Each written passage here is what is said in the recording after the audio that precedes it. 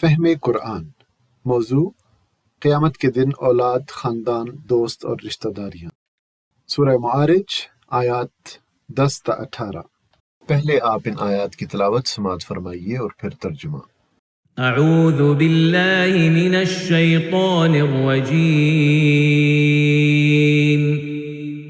بسم اللہ الرحمن الرحیم۔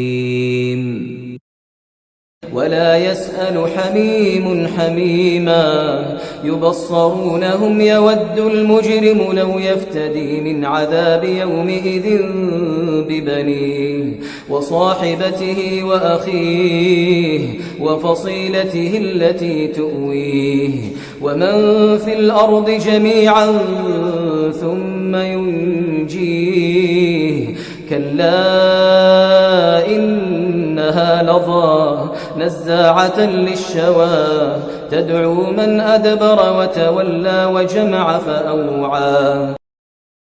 اور کوئی جگری دوست اپنے جگری دوست کو نہ پوچھے گا حالانکہ وہ ایک دوسرے کو دکھائے جائیں گے۔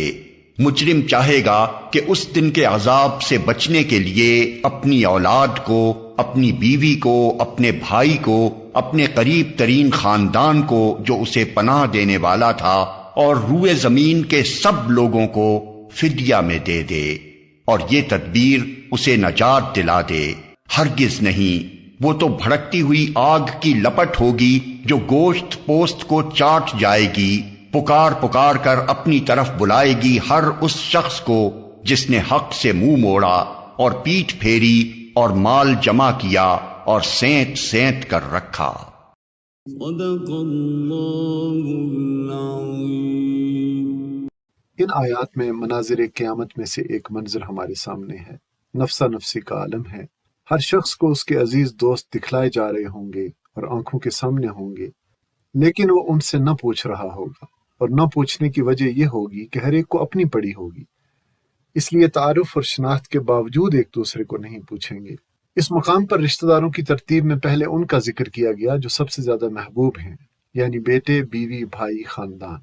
مجرم دنیا میں جن جن پر اپنی جان قربان کرتا تھا چاہے گا کہ اس دن سب کو، بلکہ تمام دنیا کے لوگوں کو جان بچانے کے لیے عذاب الہی کے حوالے کر دے اور اپنی جان چھڑا لے، لیکن اس کی یہ آرزو کبھی پوری نہ ہو سکے گی۔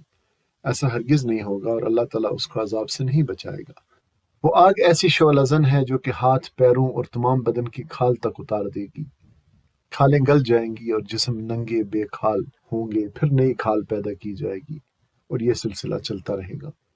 اور وہ آگ اس شخص کو خوب بلائے گی جس نے حق سے اعراض کیا تھا اور اللہ کے کلام کو پس پش ڈال دیا تھا، اور ایمان سے بے رخی کی تھی اور دنیا میں مال جمع کیا تھا، اور اللہ تعالیٰ کا حق نہ ادا کر کے سینت سینت کر رکھا تھا، سنبھال سنبھال کر رکھا تھا۔